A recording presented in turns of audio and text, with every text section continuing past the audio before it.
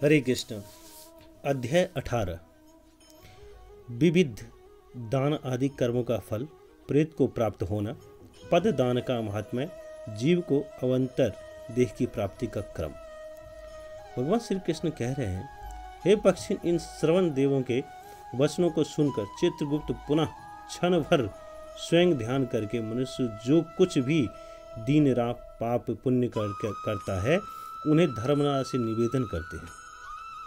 हे गरुड़, मनुष्य वाणी, शरीर और मन से जो भी शुभ अशुभ कर्म करता है उन सब का वह भोग करता है। इस प्रकार मैंने तुम्हें प्रेत कर्म का निर्णय सुना दिया। मृत्यु के पश्चात प्रेत कहाँ रुकते हैं, उन सभी स्थानों का भी वर्णन तुम मुझसे सुनो। जो मनुष्य यह सब समझकर अन्न दान और दीपदान करता है वह उस महामार्ग में सुखपूर्वक गमन करता है। जो दीपदान करते हैं वे कुत्तों से परिव्यक्त लक्ष्यहीन मार्ग में पूर्ण प्रकाश के समय गमन करते हैं। कार्तिक मास में कृष्ण पक्ष की चतुर्दशी तिथि को रात्रि में किया गया दीपदान प्राणियों के लिए सुखकारी होता है। अब मैं संक्षेप में तुम्हें प्राणियों के यम मार्ग के निस्तार का उपाय बताऊंगा। हे गरुड़, पितृसर्ग के पुण्य से मनुष्य पितृलोक को जाता है। एकादशा में पिंडदान से देह शुद्धि होती है और जल से परिपूर्ण घड़े का दान करने से यमदूत संतुष्ट होते हैं। उस दिन शय्या दान करने से मनुष्य विमान पर चढ़कर स्वर्ग लोक को जाता है।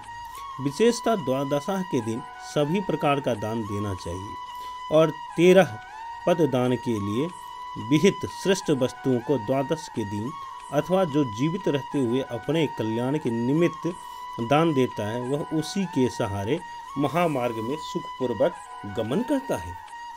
हे खगराज, उस यम मार्ग में सर्वत्र एक जैसा ही व्यवहार होता है। उत्तम, मध्यम, अधम रूप में किसी भी प्रकार का वर्गीकरण वहाँ वर्जित है। जिसका भाग्य जैसा होता है उसको उस मार्ग में वैसा ही भोग प्राप्त होता है। प्राणी स्वयं अपने लिए स्वस्थ चित्त से श्रद्धा पूर्वक जो कुछ दान देता है उसको वहाँ पर प्राप्त होता है। मरने पे जो बंधु बांधवों के द्वारा उसके लिए दिया जाता है उसका आश्रय लेकर के वह सुखी होता है। गरुड़ ने कहा, हे देवेश, 13 पददान किसके लिए करना चाहिए, यह दान किसे देना चाहिए, यह सब यथोचित रूप से मुझे बताइए। भगवान श्री कृष्ण कहते हैं, हे पक्षीराज, छत्र, पादुका, वस्त्र, मुद्रिका, कमंडलु, आसन और भोजन पात्र ये 7 प्रकार के पददान माने गए हैं। पूर्व वर्णित महापथ में जो महाभयंकर रौद्र नामक आपात यानी धूप है उसके द्वारा मनुष्य जलता है। छत्र का दान देने से प्रेत को तुष्टि देने वाली शीतल छाया प्राप्त होती है। पादुका का दान देने से मृत प्राणी अश्वरूढ़ होकर घोर अशीत पत्रवन को निश्चित ही पार कर जाते हैं। मृत प्राणी के उद्देश्य से ब्राह्मणों को आसन और भोजन देकर स्वागत करने पर प्रेत महापथ में धीरे धीरे चलता हुआ उस दान दिए गए अन्न को सुखपूर्वक ग्रहण करता है। कमंडलू का दान देने से प्राणी उस यमलोक के महापथ में फैले हुए बहुत धूप वाले वायु रहित और जलहीन मार्ग में निश्चित ही यथेच्छ जल एवं वायु प्राप्त कर सुखपूर्वक गमन करता है। मृतक के उद्देश्य से जो व्यक्ति जलपूर्ण कमंडलू का दान करता है उसे निश्चित ही 1000 पौसलों के दान का फल प्राप्त होता है। उदार पूर्वक वस्त्र का दान देने से प्रेत आत्मा को महाक्रोधी काले और पीले वर्ण वाले अत्यंत भयंकर यमदूत कष्ट नहीं देते हैं। मुद्रिका का दान देने से उस महापथ में अस्त्र शस्त्र के से युक्त दौड़ते हुए यमदूत दिखाई नहीं देते हैं। पात्र, आसन और कच्चा अन्न, भोजन, घृत तथा यज्ञोपवीत के दान से पददान की पूर्णता होती है। यम मार्ग में जाता हुआ भोग प्यास से व्याकुल एवं थका हुआ प्रेत भैंस के दूध का दान करने से निश्चित ही सुख का अनुभव करता है। गरुड़ ने कहा, हे विभो, मृत व्यक्ति के उद्देश्य से जो कुछ भी दान आपने घर में किया जाता है वह प्रेतक किसके द्वारा पहुंचाया जाता है? श्री भगवान ने कहा, हे पक्षिन, सर्वप्रथम वरुण दान को ग्रहण करते हैं, उसके बाद वे उस दान को मेरे हाथ में दे देते हैं। मैं सूर्यदेव के हाथों में सौंप देता हूँ और सूर्यदेव से वह प्रेत उस दान को लेकर सुख का अनुभव करता है। बुरे कर्मों के प्रभाव से वंश का विनाश हो जाता है और उस कुल के सभी प्राणियों को नरक में तब तक रहना पड़ता है जब तक पाप का क्षय नहीं हो जाता है। इन नरकों की संख्या बहुत है। इनमें से 21 नरक मुख्य रूप से उल्लेखित हैं। तामेस्त्र, लौह शंकु, महारौरव, सालमली, रौरव, कुडवल, कालसूत्र, पुती मृतिका, संघात, लोहतोद, सबिस, संप्रातापन, महानर्क, कालोल, सजीवन, महापत, अवीची, अंध, तामिस्त्र, कुंभीपाक, अस्थिपत्तवन और पतन नाम वाले हैं।